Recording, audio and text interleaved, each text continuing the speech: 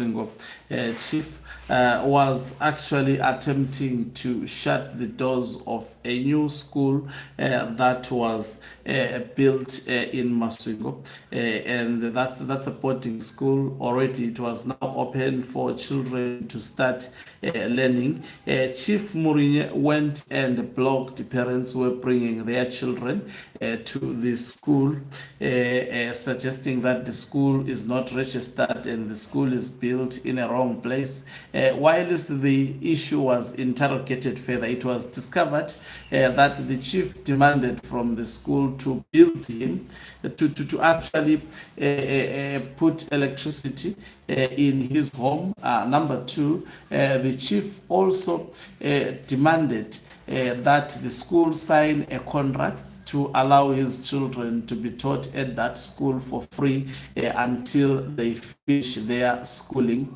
And when the head of the school, Philemon Mutangiri, heard that, he gave in to some of the bribes that were demanded by Chief Mourinho. But when he heard that this chief was actually going far with this, he decided not to actually go on to actually bribe this particular chief. According to Temba Mliswa, Philemon Mutangiri, who is the owner of the school, did wrong. He says such acts undermined this particular chief. Greetings and welcome to your lovely channel, the Hlonipani Global News. If you're watching us for the very first time, please do remember to press the red or black subscribe button so that next time when we be live, you become the very first one to watch us. So Temba Mliswa says the Chief Mourinho issue with businessman Philemon Mutangiri is disturbing as it reveals the depths to which we are falling as a country in terms of respecting our own cultural values. Mambo hatukwe, and in the case where one has an issue with him, there are ways to deal with the matter and not offensive and vulgar insult. I think that chief deserved exactly that.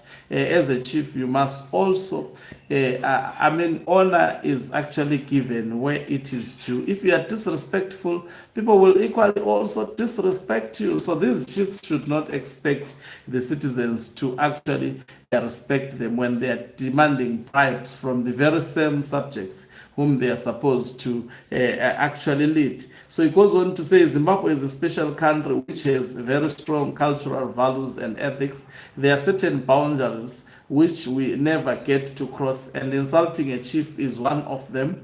As the president of the Zimbabwe Village Heads Association, and on behalf of other traditional leaders who will never accept such vulgar behavior against the traditional healer. Someone who made Temba Mliswa Sapu made a very, very big mistake. He continues to say, it's unfortunate that we have parents who are supporting a school leader who exhibits such atrocious behavior. I sense jealousy here from Temba Mliswa. It's already foretells the environment into which your kids are going and the kind of people they will grow into. There is absolutely nothing like that.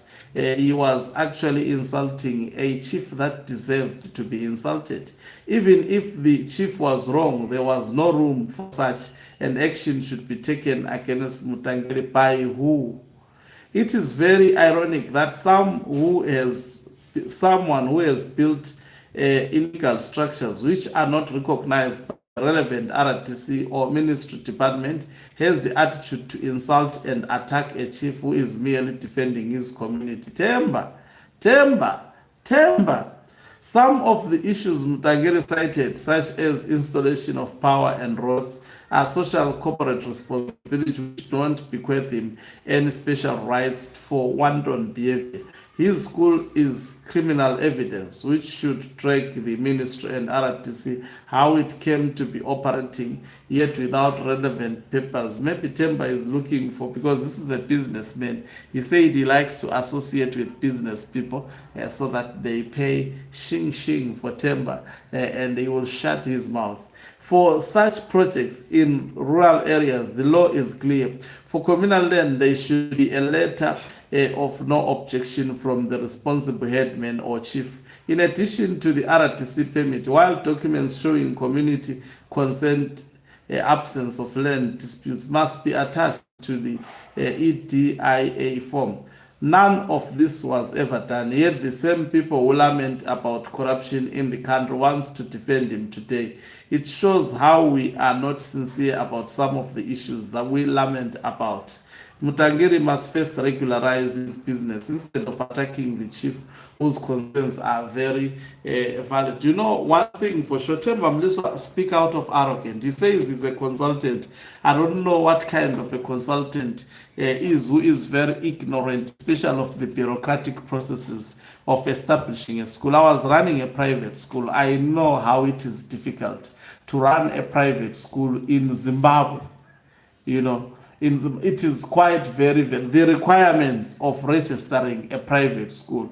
Most of the private schools in Zimbabwe, some take 20 years, some they are not even regularized, fully regularized. These big private schools where your children go, some of them, they are not fully regularized because there are numerous requirements.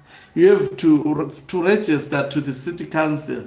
You have to take about, I know the process, you have to take about almost a year. They say 6 months, but you end up, and it's a very, very costly process, which can cost not less than 2,000 US dollars. Just the city council registration, including bribes and also media advertisement and so forth.